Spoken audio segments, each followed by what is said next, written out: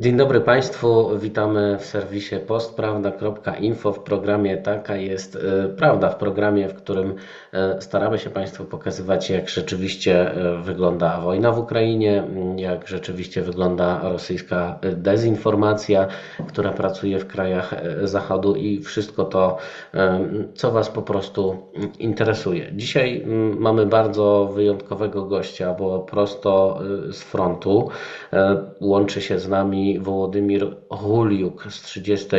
Brygady Sił Zbrojnych Ukrainy. Dzień dobry, witam serdecznie. Dzień dobry, witam wszystkich. No i też będzie wyjątkowa rozmowa, bo ostatnim razem rozmawialiśmy w języku ukraińskim, a Wowa mówi bardzo dobrze po polsku. Dlaczego? 15 lat kontakty z Polakami, a tak przez 10 lat pracowałem jako przewodnik w strefie czarnobylskiej, głównie z Polakami. I właśnie chyba od tego tak naprawdę chciałbym zacząć, bo już mija 3 lata od momentu, kiedy jako ochotnik, tak zwany dobrowolec, zdecydowałeś się bronić swojej ojczyzny. E, Nie byłeś nigdy wcześniej żołnierzem, nie miałeś nic wspólnego z armią, dziś jesteś bardzo doświadczonym medykiem wojskowym. No tak, nie małem, czyli u nas to się nazywa służba strokowa, czyli poborowa, tak, to nie małem poborowej służby. No i miałem pewnie do czynienia z takimi organizacjami paramilitarnymi przed wojną, ale to głównie był 14, 15, 16 rok. I także pewne,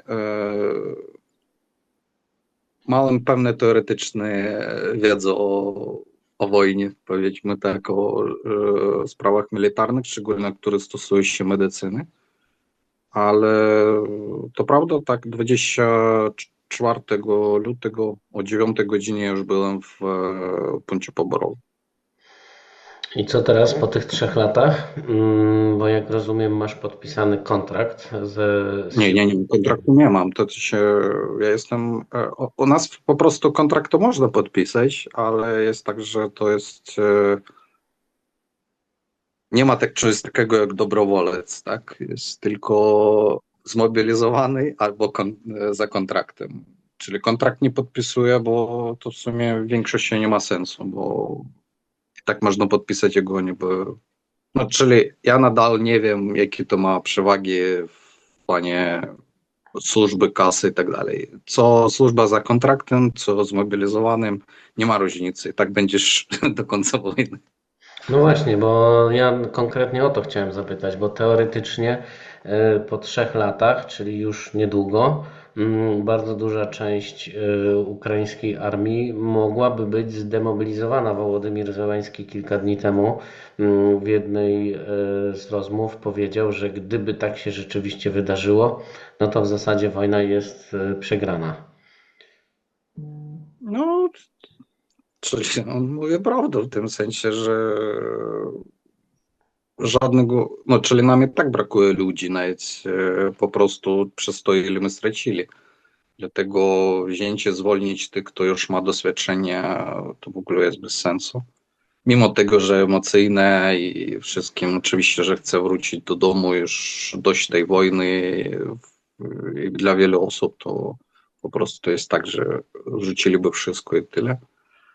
Ale no, prawda jest taka, że to jest niemożliwe teraz. A ty, co byś zrobił, gdybyś mógł wrócić do domu i zostawić to wszystko za sobą? Tą wojnę, która no nadal by powiedzmy teoretycznie trwała, tak? Nie no, ja pewno, że będę. Powiem tak, kiedy by byłem zwykłą piechotą, która siedzi w okopach i walczy, to może być bym myślałem by w inny sposób, ale z tego powodu, że jakby to nie liczyć, ale dla medyków służba jest trochę łatwiejsza. Także od mojej strony powiem tak szczerze, że ja by pewno nie poszedł gdzieś, nie rzuciłem by to wszystko.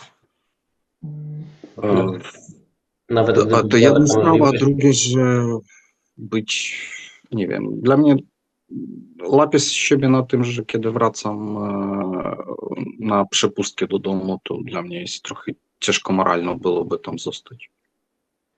Dlaczego? No bo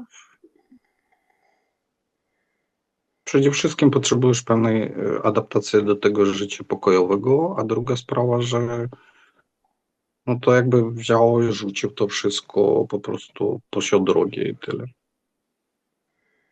A twoi koledzy z, z oddziału, co oni na przykład mówią, jak wygląda dzisiaj motywacja żołnierzy ukraińskich, bo często się wspomina właśnie o tym w przekazach medialnych, że ta motywacja no już nie jest taka, jak była na samym początku. Takich ludzi jak ty, którzy 24 lutego o 9 rano poszli po karabin do punktów mobilizacyjnych, już zbyt wielu nie ma pod tymi punktami mobilizacyjnymi. Więcej raczej słyszymy takich historii o tych, którzy próbują wojska uniknąć, którzy próbują się ukrywać. Ja tutaj niedawno słyszałem o dwóch takich historiach ludzi, którzy od 3 lat nie wychodzą z domu.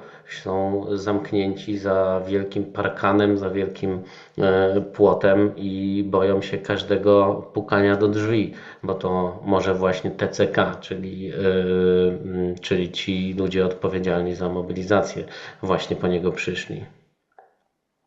No, niestety po prostu, no, to wszystko, co mówisz, to jest prawda, że jest taka, jest taka sytuacja. Szczególnie po 3 latach jest mocna, no to wszystko jest mocno nakręcone. Te wszystkie historii, coraz więcej, no, wystarczy zobaczyć nasze cmentarze, tak? I, I człowiek, który się zaadaptował się do życia pokojowego podczas wojny i siedzi w tyłu, to on już naprawdę nie chce iść do wojny, na wojnę. I e, jak powiem, że nie za bardzo,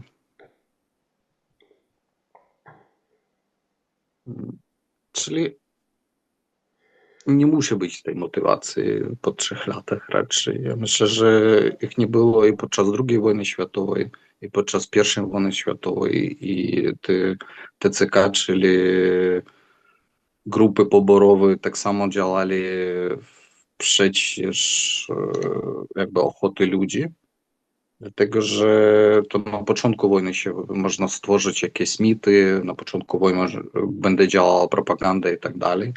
A po 3 latach już każdy sobie dochodzi do tego, że a czy tak naprawdę mi to potrzebne, a czy moje życie wartuje tego i tak dalej.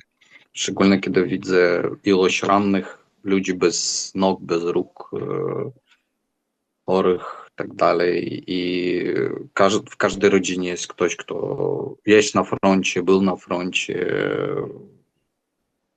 No, większość ma tych, kto zginął wśród znajomych i krewnych. Dlatego no, nie zbudujesz takiej motywacji i nie zrobisz takiej propagandy, żeby ludzie nadal wierzyli, że musimy. Już każdy myśli sobie, a jak ja to skombinuję sobie, żeby nie iść do wojska i tak dalej, ale no, nie ma wyboru. To w sumie wojsko nie buduje się tylko na patriotyzmie, tylko na tutaj dużo działa na zmuszeniu. Nie masz wyboru, musisz to robić. I Ale ktoś to musi robić. da się kogoś rzeczywiście zmusić do tego, żeby wziął karabin, poszedł do okopów? No ty bardzo dobrze wiesz, jak okopy wyglądają, prawda? Jak wygląda tam dzień. No, powiem tak, że da się zmusić. Są różne sposoby i no, kogoś oczywiście nie, ale tutaj jest, no, czyli wybór każdy nadal sobie robi, tak? On może iść do okopu, mogę po prostu pójść w tak zwane sezycze, czyli być dezertyrem i dalej żyć, powiedzmy, poza prawem, tak? I Mówi się, że z niewolnika nie ma pracownika, prawda? tak, Imperia Rzymska była wielkim państwem, tak? I pobudowana była na pracy niewolników i powiedzmy o innych też. I Stany Zjednoczone się powstali też no przynajmniej południowe Stany z pracy niewolników, także Ale to będzie nie dobry jest to do żołnierz? końca prawda. To Co, będzie co? to będzie dobry żołnierz, czy raczej będzie strach w ogóle wyjść z kimś takim na pozycję, tak? No bo jednak jak wychodzisz z kimś do walki, to musisz mieć pewność, że możesz na niego liczyć, tak? Że jak dojdzie do jakiegoś starcia, to on też Ale będzie motywacja strzelał. nie buduje się tylko na tym, czy on jest patriota, czy nie. Czyli myślę, że i sam znasz takich ludzi, czyli jest wielu żołnierzów, tam oficerów, którzy nadal mówią w języku rosyjskim. Tak, po 3 latach ostrych walk z Rosją nadal mówią po rosyjsku. I czy powiedzieć, że on nie jest patriota? No pewno jest patriota, ale dla niego język nie jest jakąś podstawą. Ja znam osobisto wiele takich osób. Także nie jest do końca tak, że tylko i wyłącznie ma działać jakaś emocja patriotyzmu i tak. Musi być jakaś motywacja i ta motywacja nie zawsze jest od uczucia tego, że walczę za dobro swojej rodziny i tak dalej. To No, gdzieś ja nie mówię o sobie. Moja motywacja być może jest taka trochę idealistyczna, ale powtarzam, że nie wiem, jakby myślałem, kiedy by siedziałem w okopach. to jaka jeszcze może być ta motywacja? Pieniądze? Nie masz wyboru, nie masz wyboru. W pewnym stopniu kasa, w pewnym stopniu, a co będzie robił w życiu cywilnym, nie wiem. Wielu osób już tak zaadaptowało się do życia w wojsku i w wojnie, akurat jako żołnierze, że oni już nie za bardzo chcą zmieniać. Oni nawet nie wiedzą, co oni będą robili. A jak To jest jedno, a drugie, że komuś nie ma do czego wracać. Ktoś wie, no, czyli nie wiem po prostu, czy Polacy w ogóle dają sobie radę, że taka normalna pensja żołnierza, który jest na froncie, ona nie jest taka mała.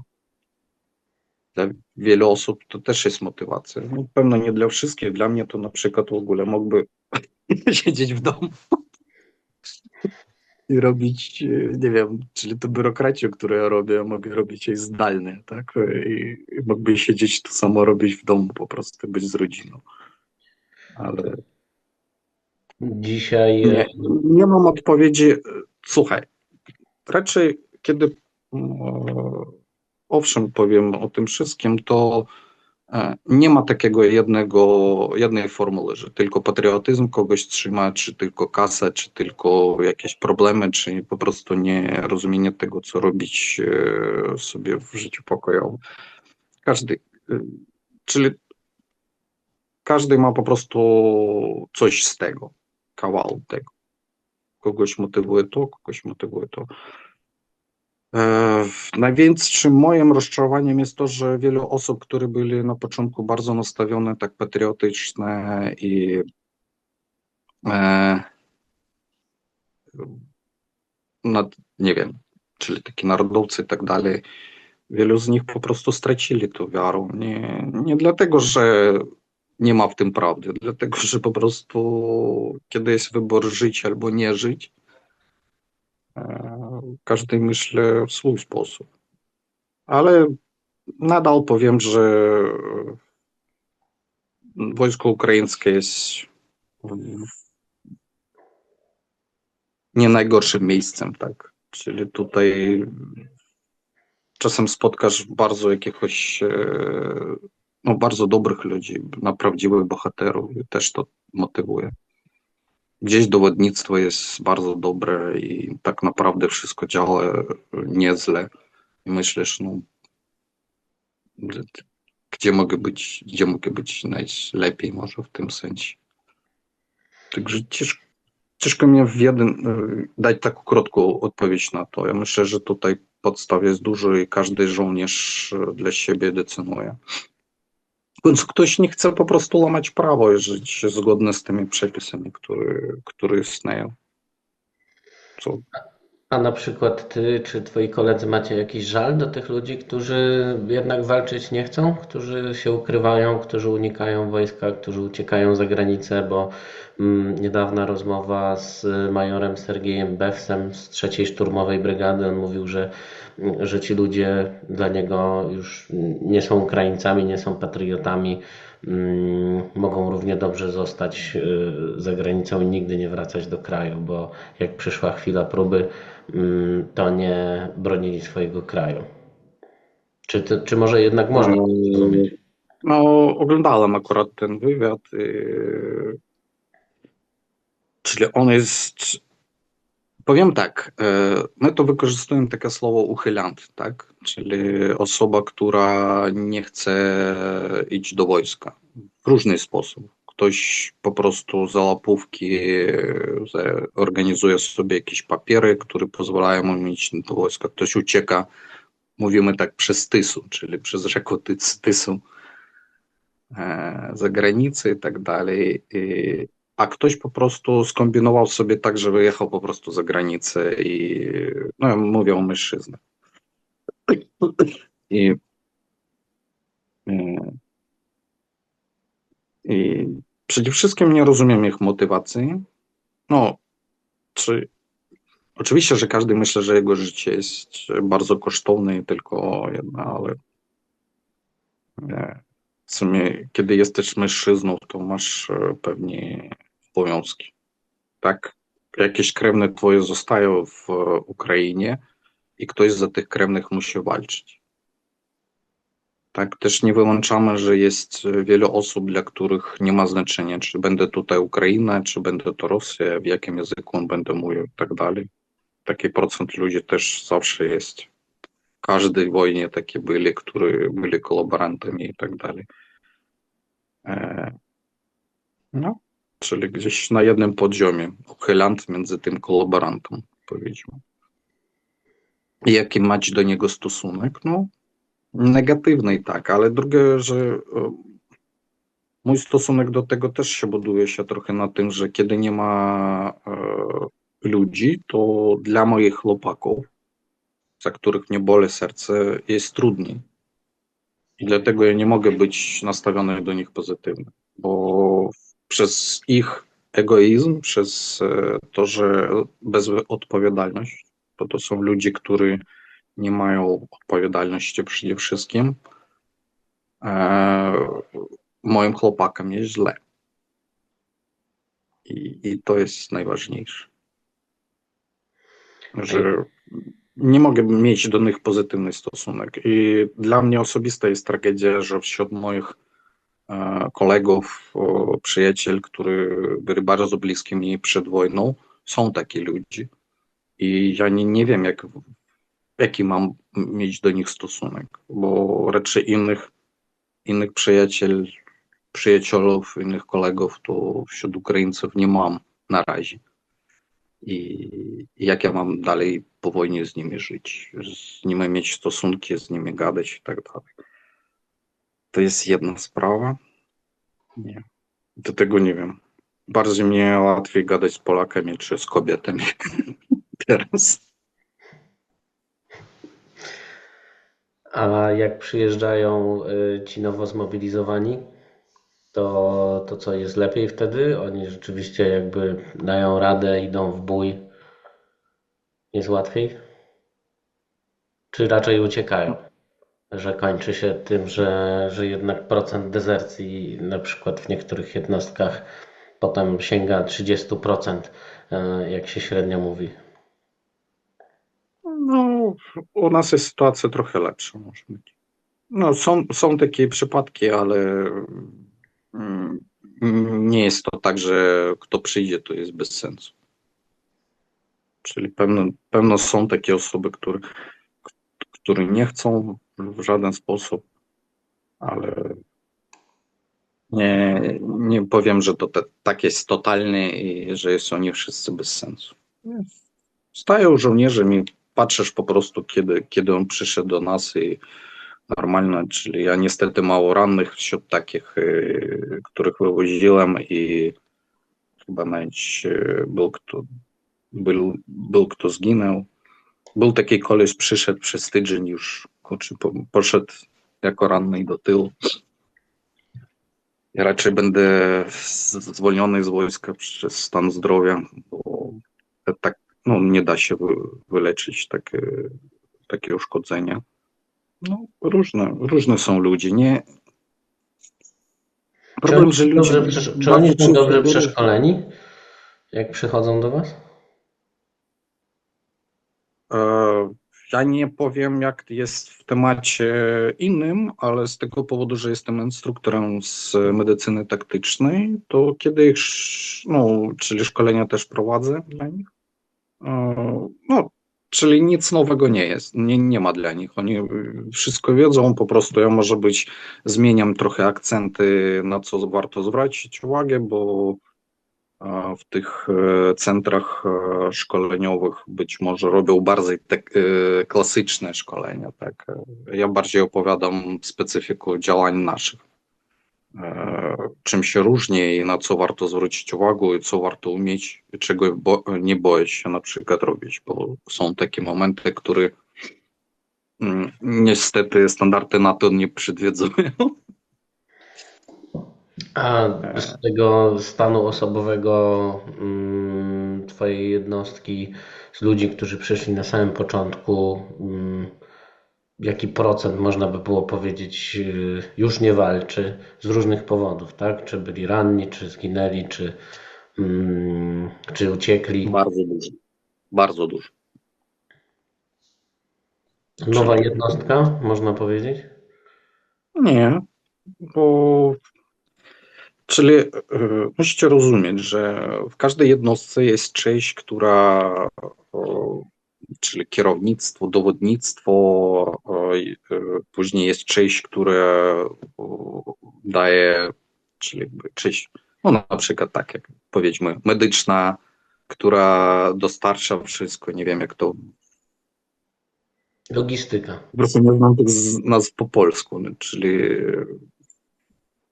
w każdej jednostce jest część, która walczy, a jest część, która pomaga walczyć, tak? Mhm. I ta, która kieruje. I poza tym jeszcze są, które działają dystancyjnie, czyli na przykład część, która zajmuje się dronami, część, która zajmuje się tam na przykład moździerzem, no ja mówię o mojej jednostce, artyleria i tak dalej. Wśród nich strat oczywiście jest mniej, dlatego tam są starsi ludzie, czyli starsi w terminie służby. A oczywiście, że ta piechota, która siedzi w okopach, no, to tam szczególnie licząc te walki, przez które przeszła moja jednostka, to były Bachmut i w swój czas walki w wodzie charkowskim, kiedy było to mocne zwolnienie terenów i tam tereny, które teraz niestety jest okupowane, czyli tam między Torecką a Bachmutem. Czasów Jar tak samo, czyli tam po prostu straciliśmy bardzo dużo ludzi. I dlatego, co jest plusem, że my mamy doświadczone dowodnictwo i służby, powiedzmy, tylowe, tak. A żołnierze, którzy walczą, no w większości po prostu już są dowódcami z tych, kto przeżyli to wszystko, tak. On był żołnierzem, a teraz jest dowódca kompanii na przykład. I to są ludzie, którzy przyszli od zera, powiedzmy, od cywila zwykłego, który nigdy nie był w wojsku, do doświadczonych wojowników. Dlatego no, jest, my to mówimy kościak, tak po ukraińsku, czyli ta osnowa jest, została ta sama jednostki. No No oczywiście, że wasza jednostka trzymała pozycję też w okolicach Soledaru, prawda? Dosyć długo. Teraz też jesteście taką no ścianą teraz pod Kupiańskiem jest przejść. No. i jesteście też taką ścianą cały czas pod Bachmutem, prawda? No tak. I Nie, ja liczę, że w ogóle moja jednostka jest stara. czyli w ogóle brygada jest stara, czyli to jest brygada, która jeszcze jest z czasów Związku Radzieckiego, tak? I dlatego tutaj wielu rzeczy jest lepszych od jednostek, powiedzmy tak, nowo stworzonych. Budować Nie, oczywiście ogólnie nie nowo taka jak stworzone. trzecia szturmowa, która jest elitą wojska ukraińskiego, czy desantowcy u nas szczególnie, czy piechota morska, czy tak, piechota morska, czy jak po polsku. Tak. E, tak, ale moja brygada jest spoko. Wydawać by się mogło właśnie, że jednak te nowe jednostki, nowo stworzone, typu 47, chociażby, one są budowane na zupełnie już innych zasadach, tak? Są bliżej NATO, zupełnie mają inną formę treningu, przygotowania Nie, no walki. 47 to też jest taka elita i oni mieli najlepszy sprzęt i zbierali ludzi, którzy oni chcieli, a nie tak jak nam kto przyszedł. Kto nie trafił do innych, to już oddawali nam. 47, tak samo 31 i tak dalej, oni mieli nowy sprzęt zachodni i tak dalej. Do nas to nie tak dochodziło dobrze. Ale e, nie wiem, być może temu, że ludzi są, wielu jest bardzo starych ludzi, którzy jeszcze wychowane są na tradycjach poprzednich, to no, jednostka też nie jest zła, No to, szczególnie z tej strony. to właśnie mówimy o tej takiej tak zwanej sowieckości w ukraińskiej armii, czy to nie jest sowieckość? Co masz konkretnie na myśli? Bo tą sowieckość się często przedstawia jako właśnie coś złego, prawda? Nie, no tylko, oczywiście, że to jest złego, kiedy ty masz, my to mówimy żurnały, tak, czyli różne książki, które musisz wypełniać. I książka z tego i książka, która kontroluje te wszystkie książki. Jest taka sowieckość, no nie wiem, no, po prostu no ja jestem za niskiego poziomu osoba, która ma o tym decydować. Oczywiście, że to warto zmienić, szczególnie korzystać z nowoczesnych technologii, które powoli się wprowadzają No to w co wojsku zmieniło polskim. się na plus przez ostatnie 3 lata? Od tego pierwszego dnia, kiedy poszedłeś do wojska do dziś?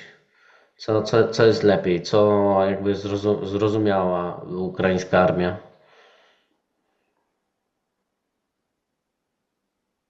W temacie medycyny, że mniej. Dobra, no, to muszę powiedzieć tak, że od strony medycyny to po prostu lepiej to wszystko działa, tak? Czyli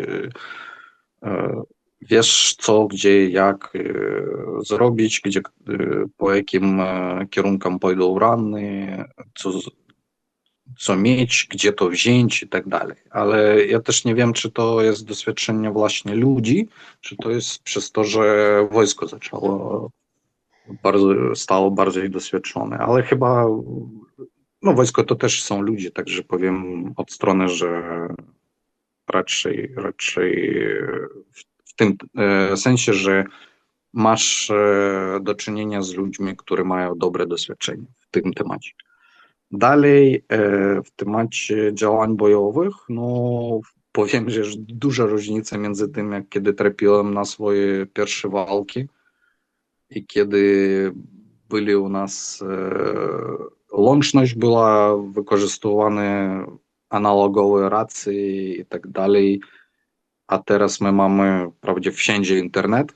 No i właśnie teraz też mamy internet, tak? Wszędzie mamy internet, wszędzie mamy cyfrowe radio, mamy te narzędzia walki elektronicznej, mamy drony,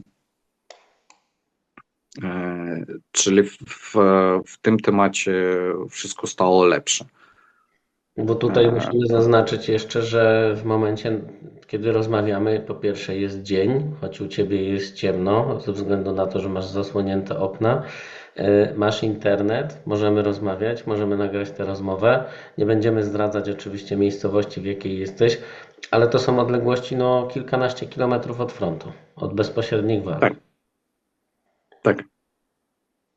E, Także powiem, że po prostu, czyli oczywiście z sprzętem, z techniką sytuacja nie jest lepsza. Tak, ja teraz nie tak często widzę czołgi, czy jakieś tam działa, czy coś takiego, jak to wiedziałem, na przykład początek 23, czy w koniec, no, czy druga połowa 22 roku.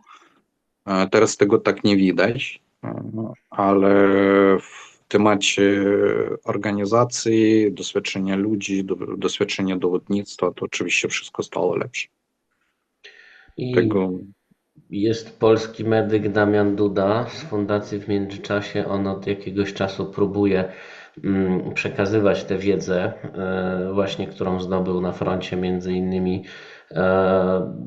ratując ludzi pod Soledarem, ratując ludzi w momencie wyzwalania Chersonia. Teraz też, zresztą bardzo blisko Ciebie się znajduje, ale tutaj konkretnych lokalizacji zdradzał nie będę. I on często podkreśla, że ta medycyna, ta pomoc, której on się nauczył w praktyce na froncie w Donbasie między innymi, różni się bardzo mocno od tego, czego uczą medyków bojowych w Polsce czy w innych krajach NATO. To rzeczywiście jest aż taka duża różnica i trochę medycy NATO byliby w szoku, jakby zobaczyli, co dzieje się na froncie ukraińskim. no, myślę, że w ogóle wszyscy żołnierze NATO, w tym Polacy, byliby bardzo zaskoczone, jak wygląda działania medycyny taktycznej i następnych poziomów, bo powiem tak, ja po prostu mam szkolenia, tak, i akurat nas tam starali się pokazywać standardy NATO i jakieś tam przygody filmików z ewakuacji na przykład, która zorganizowana była przez Francuzów, przez Amerykanów i tak dalej. I zaczniemy od tego, że jest ranny i on ma tam w trakcie 1 godziny trafić już do chirurga na stół, a przy tym tam w trakcie 15 minut już jest śmigłowiec, który podleci, wszystko zabiorę i tak dalej. No i zaczniemy od tego, że no, żadnych śmigłowców tutaj nie ma i nie będzie.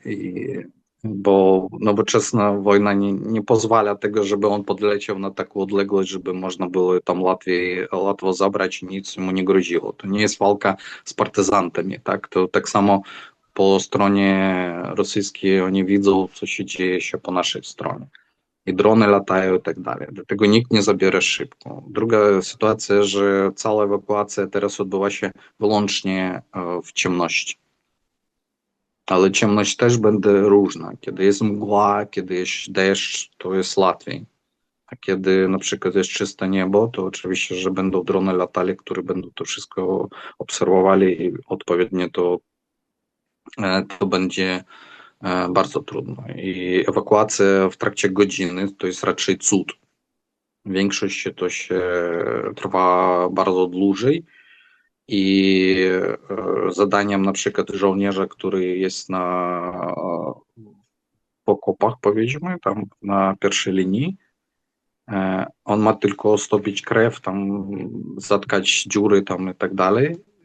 I dalej niby ma oddać. A tak się nie działa, to wychodzi, że ten ranny ma czekać. Ma czekać, czekać, czekać. A czasem, kiedy jest tam ranny lekko, a jest nałożona po prostu opaska uciskowa i ludzie stracają nogi tylko przez to, że ewakuacja trwa więcej 2 godzin. No po prostu kto nie wie, to powiem, że kiedy opaska uciskowa jest nałożona więcej od 2 godzin, to po prostu odcinają nogę. Nogę, rękę tam. To Nie jest można jedna tego sprawa. poluzować na przykład i udrożnić jakby Nie, tej. no tam są sposoby, ale nie zawsze to się udaje i dlatego mówię, że to szkolenie, które prowadzę, jest zgodne z standardami NATO, no, musisz do tego dodawać. W jaki sposób można uratować pół nogi, w jaki sposób możesz uratować, że no, czyli ty musisz już myśleć od tej strony, w jaki sposób twoja pomoc ma mniej uszkodzić rannego, tak? Ja nie mówię, kiedy on już trafia do mnie, bo kiedy on już trafia do mnie, to tutaj zaczyna się bardziej ważniejsze sprawy do uratowania zdrowia, już nie tylko życia, ale i zdrowia żołnierza. Ale kiedy to się stosuje się tego, powiedzmy, zera, linii zera, to tam działa to trochę w inny sposób. I niestety nawet wśród moich bliskich kolegów z mojej jednostki są przypadki, kiedy koleś miał ranną stopę, trochę więcej, no tam wyższej stopy, a stracił całą nogę. Przez to, że po prostu ewakuacja trwała 7 godzin. No. Druga sprawa, że u nas pojawia się te punkty stabilizacyjne, gdzie odnośnie blisko frontu już są dość kwalifikowane, wysokiego poziomu z potrzebnym sprzętem punkty, gdzie kiedy dostarczysz do niego rannego, to nawet ciężkiego rannego, to już jesteś pewien, że on już przeżyje, tak? Bo tam już jest wszystko, tak? Mimo tego, że znajduje się to w dość też bliskich do frontu niebezpiecznych miejscach. No A to tego akurat te punkty stabilizacyjne, tak, tam jest szansa, żeby dostarczyć w godzinę pacjenta? tak, no, czyli to jest punkt, gdzie zawsze dostarczamy, czyli i poziom kwalifikacji lekarzy jest tam dość dobry. Później powiem, że dostarczymy. O tych 7 godzinach, o których wspominałeś, to 7 godzin trzeba było do punktu stabilizacyjnego, czy już do szpitala gdzieś w dużym mieście? Do punktu stabilizacyjnego. Mhm. Nie, no 7 godzin to wyjątek, czyli wtedy było bardzo mocne obserwowanie od strony Rosjan i tak dalej. No, czyli w większości jest szybciej. No a druga sprawa, że większość rannych jest nie, no czyli ja tam za swoje trzyletnie doświadczenia medyka w ogóle tam rannych przez kulę widziałem tam, nie wiem, na rękach, na palcach 2 rąk można policzyć. Na tyle to jest rzadki przypadek. Tak, większość to są tylko ułamki, kawałki od większości od FPV-szek, czyli od dronów, od moździerzy. No, już kiedy artyleria, to jest też tak rzadko, no tego się nie odróżnisz. Także no w tym temacie ja myślę, że jest takie dość dobre no trochę dojdziemy do tego, że te standardy, które powoduje na przykład dzisiejszy natowski, oni już trochę się nie pasują do tej wojny, która toczy się u nas. Oni to podstawy, sposoby szkolenia, wszystko pasuje. Oczywiście wszystko jest dobrze, ale już tam, kiedy mówić w ten sposób, jak to będę w praktyce, to jest trochę inne. I dodam, że na przykład tam zawsze jest takie, że tam tam się stało, tam odciągnął, tak dalej, ale to zawsze się odbywa się w okopach. I ta kolejność, której ty uczysz, to raczej jest dlatego, żeby nauczyć o wszystkich tych ważnych miejscach, na które żołnierz ma zwrócić uwagę, a nie o to, co za czym robić. Mimo tego, że kiedy mnie szkolili, to błęd w temacie tylko kolejności to był w ogóle od razu egzamin nie zdajesz. A więcej jest osób rannych, czy więcej jest osób zabitych jednak? Nie, no oczywiście rannych. Czyli rannych jest, nie wiem, może 1 do 10, a może więcej. No, czyli to zależy oczywiście od aktywności działań bojowych, ale no, szansą, że będziesz ranny na polu walki jest bardzo dużo. No, ale to filozofia jest trochę inna. Na przykład, kiedy ty weźmiesz, pomyślisz o tym, jakie E, Na przykład dla takiego cywila wyobrazić, że żołnierz myśli o tym, żeby mu tam po prostu być rannym, na przykład, żeby jego odcięli stopę, czy złamało nogę gdzieś tam niżej kolana i tak dalej. Dla niego jest w pewnym momencie to jest szczęście, bo on będzie zwolniony z wojska, będę miał emeryturę, będę miał jakieś tam wypłaty i dla niego wojna się skończy i skończy się nie tym, że on jest tchórz, który uciekł, a jest bohaterem, tak? Dlatego zwykły żołnierz, szczególnie który ma doświadczenie, on myśli trochę w inny sposób od zwykłego takiego człowieka, który nie miał do czynienia do wojska. Bo dla mnie na przykład, kiedy ja pierwszy raz trafiłem na pole walki, tam, no ostre walki byli tam obok elektrowni węglodarskiej, to kiedy nam mówili, że wy stąd pojedziecie albo ranny, albo w wórkach, powiedzmy, i dla nas to się zdawało, o szok, co on nas straszy i tak dalej. A teraz to rozumiesz, że to jest normalnie, żeby być rannym. No pewnie tutaj też jest różnica, o jakim odcinku frontu mówimy, tak? Bo zakładam, że teraz tam, gdzie walki są bardzo intensywne, czyli okolice Pokrowska czy okolice Torecka, to na pewno i zabitych i rannych będzie więcej niż w okolicach, dajmy na to, Lymania, czy chociażby w pobliżu Bachmutu, gdzie te walki jednak wciąż są bardziej pozycyjne, prawda? Tak, tak, tak. Czyli pozycyjne walki i walki podczas szturmu bardzo się różnią, ale też szturmy są inne. Te szturmy, które Rosjanie prowadzili na przykład w Bachmucie czy e, tam, no powiedzmy 23 rok, pierwsza połowa 23 roku, 22 roku i tak w ten sposób, jak który oni teraz to robią, to się różni. U nas też czasem są szturmy, że oni nas szturmują i no, w naszym przypadku to odbiliśmy to wszystko, ale potem też jest sporo rannych. Sporo ludzi dostaje kontuzji, bo wtedy nie tak drony latają jak teraz i ludzie się odkrywają się, a nie tak jak się chowają i tak dalej. No. I tryb walk jest całkiem inny, oczywiście, kiedy są szturmy od strony ruskiej. No, taki.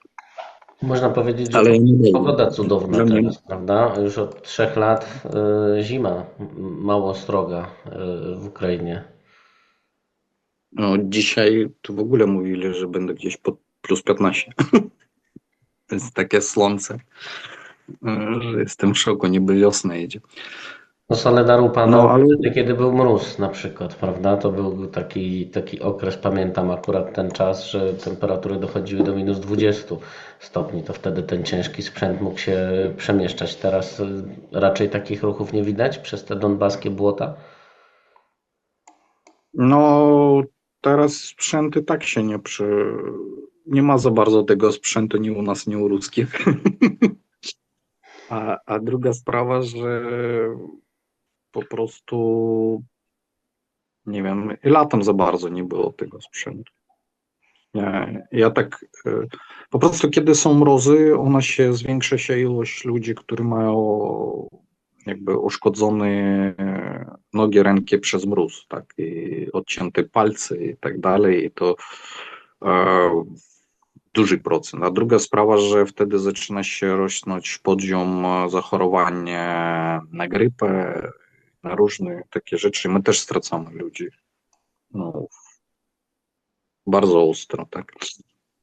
Żadne wakcynacje, żadne jakby leki i tak dalej tego problemu nie zmienią. Tak, człowiek ma 39, no i bardzo szybko jest zapalenie płuc przez to, że to wszystko czekają do ostatniego.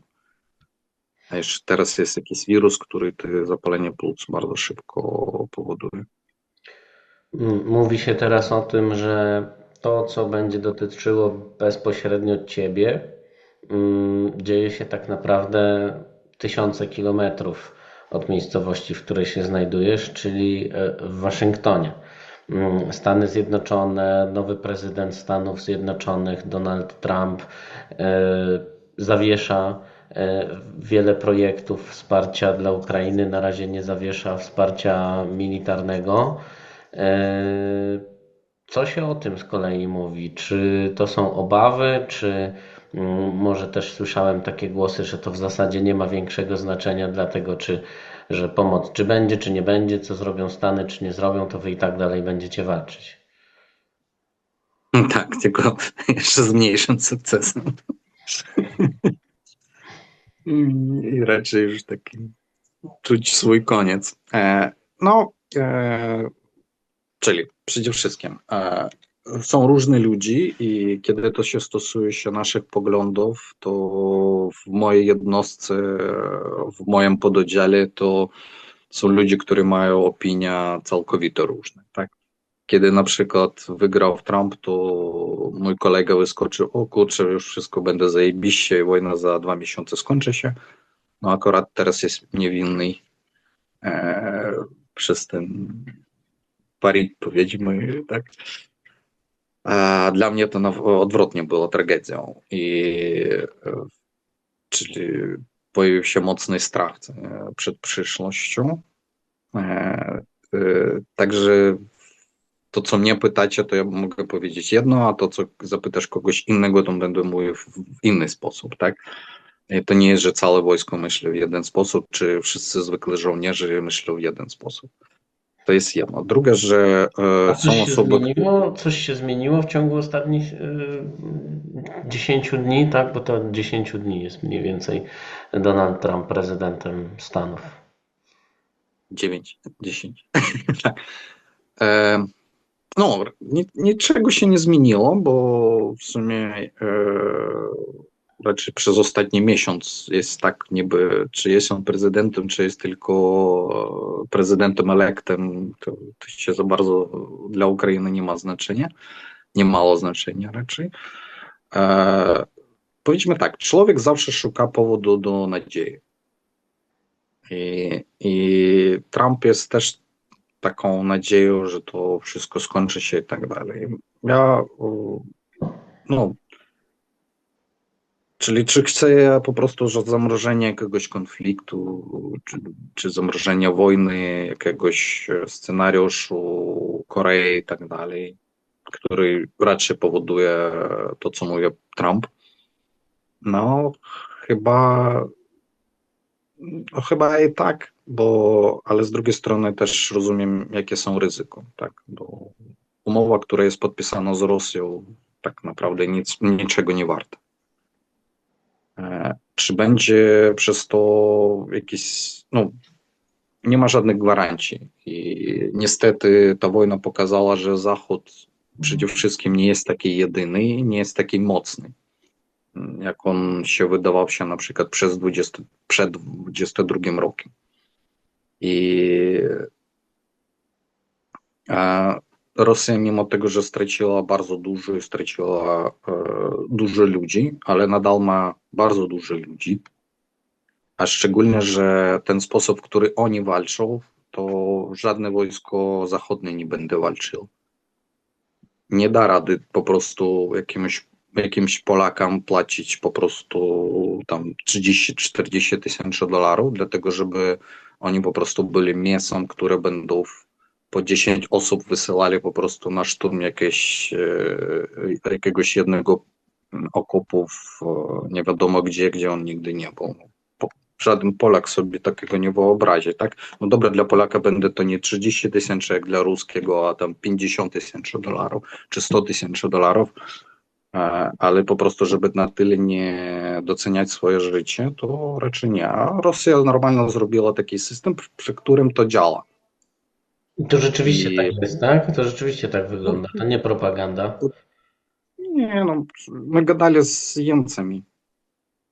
Jaki jest ich powód, dlaczego poszli. No, akurat to byli takie osoby z więzień, tak, które szturmowali nasze pozycje i oni mówili wprost, że po prostu albo nie, po prostu uwierzyli w to, że szans przeżyć jest wielki, a drugie, że skusili ich tą kasą, którą obiecywali.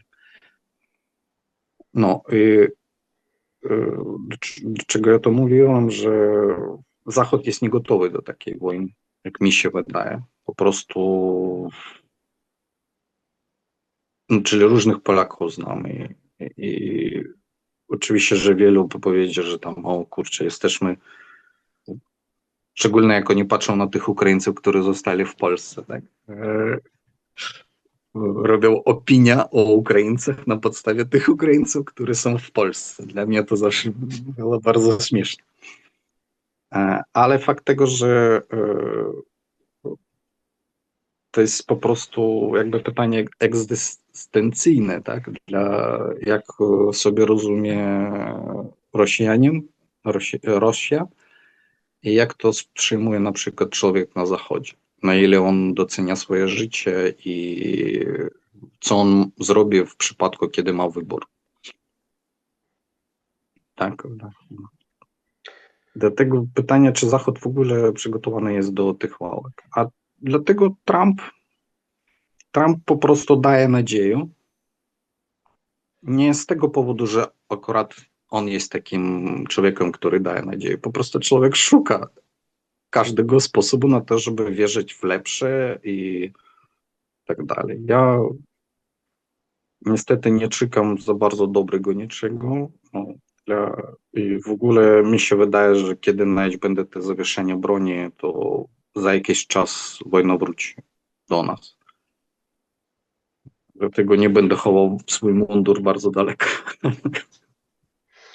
Jeszcze wywołałeś ten temat, więc na sam koniec jeszcze ostatni wątek naszej rozmowy, który chciałbym poruszyć. Przypomnę, Wołodymir Huliuk z 30. Brygady Sił Zbrojnych Ukrainy, medyk, sierżant, czyli w polskiej nomenklaturze kapral, jak już wcześniej uzgodniliśmy, jest moim Państwa gościem. I chciałem zapytać o te relacje polsko-ukraińskie. Tylko co ukazał się taki nowy raport Centrum Mieroszewskiego. Wcześniej to samo centrum publikowało raport dotyczący tego, co Ukraińcy z kolei myślą o Polakach. Tam też był spadek takiej sympatii. Teraz mamy raport o tym, co Polacy myślą z kolei o Ukraińcach. No i też ten spadek jakby optymistycznych skojarzeń, pozytywnych skojarzeń widzimy. Mniej więcej 25% Polaków wypowiada się negatywnie na temat Ukraińców, ale bardzo podobna liczba również wypowiada się pozytywnie. Jak Ty oceniasz, jak Ty widzisz te relacje polsko-ukraińskie z perspektywy miejsca, krótko mówiąc, w którym się znajdujesz? To są dobre relacje, złe relacje, coś się zmieniło, pogorszyło, polepszyło. Bardzo wielu Polaków z tym badaniu Centrum Mieroszewskiego jako jeden z powodów takiej niechęci podaje brak wdzięczności ze strony Ukrainy wobec tej pomocy, która z Polski nadeszła. No, czyli Polacy są różni. I to jest normalnie, tak? I szczególnie z powodu tam tego, trzy że opinie, tak mówię, tak? z tego powodu, że ja znam Polaków chyba więcej od Ukraińców w liczbie ogólnie, mi się tak wydaje. Ale to pomogło mi w tym, że ja dostałem bardzo dużo, no czyli nie ja, a moja jednostka, dzięki Polakom dostali bardzo dużo pomocy, naprawdę bardzo dużo. I szczególnie na początku praktycznie pomogli nam bardzo z transportem, co było wielkim problemem. I z medykamentami, i szczególnie z medykamentami dla medycyny taktycznej. Także moja wdzięczność jest po prostu niewiarygodna.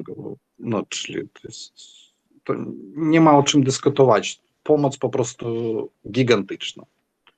Druga sprawa, że nadal mi bardzo mocno pomagają. Czyli czas od czasu mają zbiórki, jakieś organizują się zbiórki i oni zawsze jest sukcesowe, czyli da się zebrać na jakieś rzeczy bardzo wielkie pieniądze, jak dla mnie nadal, mimo moich mimo wszystko to są wielkie pieniądze. To jest jedno. Dalej, że no nie wiem, są takie nawet emocjonalne rzeczy, bo mnie na przykład tutaj była zebrana taka paczka, powiedzmy, narodzeniowa, tak? Przepraszam. Gdzie po prostu zebrane były takie produkty polskie, których mi naprawdę brakuje. Być może nie to, że tam z jedzeniem akurat nie mamy żadnych problemów, ale to jest takie bardziej emocyjne dla mnie, wiesz, że jest dobry żurek, czy jakiegoś paprykarza szczecińskiego, który ty po prostu nie da rady mieć tutaj w Ukrainie. E, to, czy nawet tego budynia, nie wiem, zrobić sobie budyni z jednego tego saszetki i wypić jeden kubek, to dla mnie po prostu jest najwielkie szczęście i być może jeden z niewielu naprawdę przyjemnych momentów dnia. A co do relacji, no są Polacy, którzy zawsze byli nastawione negatywnie i niestety Ukraińcy, którzy teraz są w Polsce, dają powody na to, żeby mieć takie. Pewni politycy korzystają z tego i specjalnie jestem podpisany na pewne strony polskich pewnych poglądów politycznych, tak, i ty widzisz tam Ukrainiec gdzieś coś zrobił, mimo tego, że na przykład takich przypadków być może w Polsce na 10 Polaków, że 10 Polaków gdzieś tam pobili jakiegoś jednego Polaka, a jeden Ukrainiec pobił Polaka, to już od razu o tym trzeba powiedzieć. No, ale nie będziemy ukrywali, że są takie przypadki. Druga sprawa, że Centrum Mieroszewskiego, ja tutaj jeszcze dodam, Centrum Mieroszewskiego, które sporządziło ten raport, o którym rozmawiamy, też podkreśla to, że Polacy lepiej rozumieją, że takie zabiegi to często jest rosyjska czy prorosyjska dezinformacja. Dużo lepiej rozumiemy te mechanizmy, które próbują dzielić Polaków i Ukraińców niż społeczeństwa zachodnie. Tak tylko chciałem dodać, że to również w tym raporcie jest zaznaczone. rosyjska propaganda z tego wszystkiego korzystuje i niestety Ukraińcy już mają pewien immunitet do tej propagandy, mimo tego, że też ona działa u nas w stosunku wielu rzeczy, które się działają w Ukrainie, ale Polacy nie dają sobie rady, jak wielu rosyjskiej propagandy nadal jest w Polsce i to akurat powoduje, że psuje relacje między Ukraińcami a Polakami. Druga sprawa, że przez wojnę być może, no, czyli jak dla mnie, w czym jest taka różnica Ukraińca być może i Polaka, to że Ukraińcy zawsze jakoś starają się przystosować się do tego, czyli dla nas jest bardzo ważne, co mówili o nas inni. Tak, co Polacy mówią, co Amerykanie o nas powiedzieli, tam Francuzi, Rosjanie, a my w sumie tam coś, żeby powiedzieć, że to coś jest prawda, coś jest nieprawda, i tak dalej. Na przykład dla Polaka to w sumie on ma w jednym miejscu, co o nim myślę, tam na przykład Niemcy, co powie Polakom, bo on tak, co on powie. Dla Ukraińców to zawsze było trochę się różniło. Wojna być może to trochę zmieniło, że dla nas stało to bardziej obojętnie, co u nas ktoś powie. I to te relacje, które niestety wykorzystują politycy w temacie, no powiem otwarte tak na temat wolyńskiej rzeźni i tak dalej, na temacie tych ofiar i tak dalej, to czyli Polacy chcą, żeby było tak, tak i tak, no, a Ukraińcy tam nie do końca rozumieją, dlaczego Polacy nie chcą słyszeć nasze opinie na ten temat i nie chcą z nami dyskutować, a tylko dyktują nam, co my mamy przyjąć po prostu bezwzględnie. I dla pewnej ilości Polaków jest dziwne, że po tej pomocy, którą dostała Ukraina, my nadal mamy swoje opinie, a nie przyjmujemy tylko wyłącznie polskie. Jak dla mnie to przede wszystkim ja by chciałem, żeby o tym gadali więcej historyki, a nie polityki. I nie było to wykorzystane też od strony propagandy rosyjskiej. Szczególnie, że szczerze nie istnieje żadnego Ukraińca jak na mnie, który jest przeciw tego, żeby Polacy dostali zwłoki, czy jak to powiedzieć, No, żeby ofiar niskiej żyzni, pochować swoich czy bliskich, no, pocieczki, zwłaszcza żeby po tym. w ogóle był na 100% dostęp do tego, bo to jest, kurczę, to jest nienormalne, że ktoś ogranicza w tym. Ja wiem, dlaczego to było wcześniej, tak, czyli Polacy nie chcieli szanować nasze pomniki na swoim terenie, ale chcą robić ze swoimi pomnikami na terenie Ukrainy, na przykład pewne rzeczy stosować. No, ale ja myślę, że my mamy odstąpić od tego i nie dawać powodu na to, żeby ktoś mógł powiedzieć, że my w czymś takim ograniczamy kogoś. Chcą Polacy dostać tych, no, zrobić uszanowanie tych ofiar, niech robią na 100%. I wstyd, że moje państwo w jakiś sposób w tym ograniczało, bo nie ma tu o czym dyskutować. Tak? Nie ma co wykorzystywać to dla jakiegoś gadania z Polakami na temat tego, a wy zróbcie nam to, a my zrobimy wam to. To ma być na 100% otwarte i w żaden sposób nieograniczone, mimo tego, że oczywiście my mamy o tym gadać, że my mamy pomniki na terenie Polski, naszych ofiar i też prosimy ich szanować, a nie niszczyć, mimo tego. No, ale to powoduje niepotrzebne napięcie, które warto usunąć. Ale owszem, to stosunki między Ukraińcami i Polakami nie są złe i ja myślę, że u naszych narodów jest wspólny wróg, mimo tego, że ktoś Polaków myśli, że to nie jest ich wojna. No, też w pewnym podziemiu jest wasza wojna, bo my walczymy o to, co chcecie, o wolności, o tych ideałach być może, które pod ostrzałem moździerzowym już nie tak o tym myślę, oczywiście, czy ono warte, czy nie, ale tak ogólnie to oczywiście tylko warto o tym walczyć, żeby nikt obcy ci nie dyktował, co ty masz robić i w jaki sposób żyć. I tym pozytywnym akcentem pewnie zakończymy naszą dzisiejszą rozmowę. Bardzo dziękuję za to wszystko, co powiedziałeś. Wołodymir Huliuk z 30. Brygady Sił Zbrojnych Ukrainy był moim i Państwa gościem. Można chyba powiedzieć, że spod samego Bachmutu. Bardzo dziękuję.